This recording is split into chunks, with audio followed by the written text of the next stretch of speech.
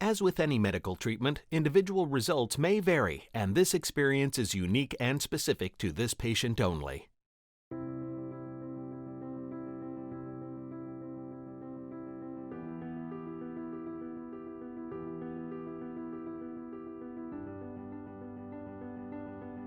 With the work that I do and my hobbies, I would say that I'm on my feet 50 to 70% of my time. Sometimes all day on my feet. I'm a forensic consultant. I basically use my engineering, design, and construction skill to help be an expert witness for problems after they occur. Outside of work, I love to be outdoors. My favorite things to do are fishing down on the beach, walking the beach. I work out 3 times a week with a trainer. I'd say the first time I noticed problems with my feet was probably 5 to 8 years ago, where I noticed that there was some pain. As it progressed, I found myself with acute pain when I walked, and I began to stop doing the activities, or at least cutting back on the level of activity that I was doing.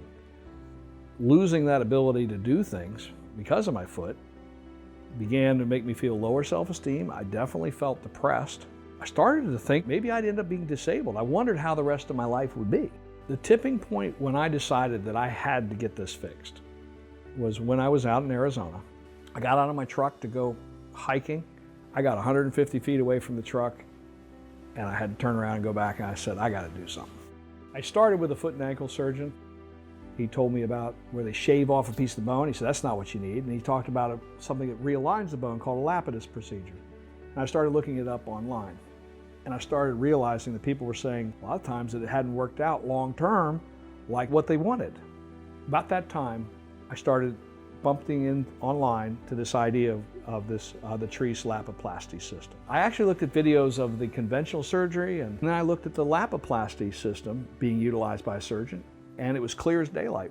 I'm a mechanical engineer. Just by looking into it, I thought, God, that looks better. I went back to one of the original surgeons that had invented the system, a fellow named Dr. Paul Dayton. I had the Lapiplasty procedure on my left foot on May 25th, 2018.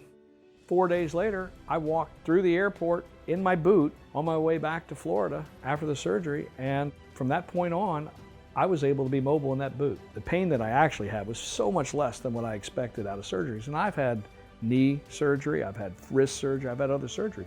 So I was really pleased.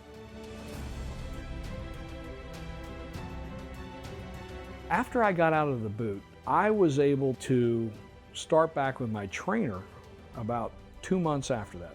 To be able to do the things I love to do without pain was so incredibly satisfying. One of my favorite things is to walk that beach. It's one of the ways I take care of myself mentally, emotionally, physically. 3 months ago, I was able to walk that beach for the first time in 3 years. And I knew right then, my life is going to get good again. I didn't realize until I had the bunion, until all this, just how important having good feet is to your life. They're the foundation we walk on, and I got to feel that in a real way. I am so grateful that somebody out there had moved medicine farther, and that served me. As just a regular guy who wanted to have a regular life, somebody had done the right thing and figured out something that was better, and I got to benefit. For that, I'm totally grateful.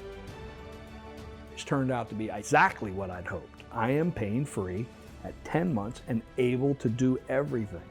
I can't tell you how great that feels.